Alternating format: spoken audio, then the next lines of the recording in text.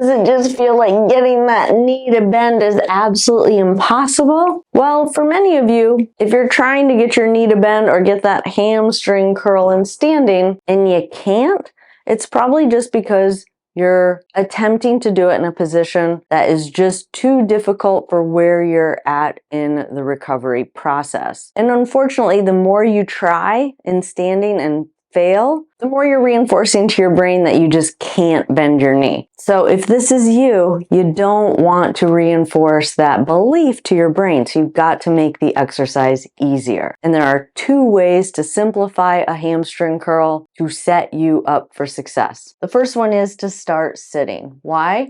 Because you're kind of setting yourself up for success because your knee is already bent. And step 1 is to set your foot up on something with wheels and maybe not pull your foot back, but just don't allow it to go forward. So step 1 is just learning how to activate those hamstrings by thinking really hard about not letting that skateboard roll forward.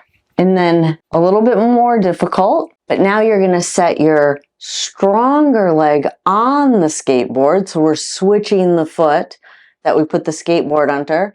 We're going to sit on something with wheels on it and try and do a little pull forward and back. Why do you want wheels under this foot? To discourage you from compensating with your stronger leg, right?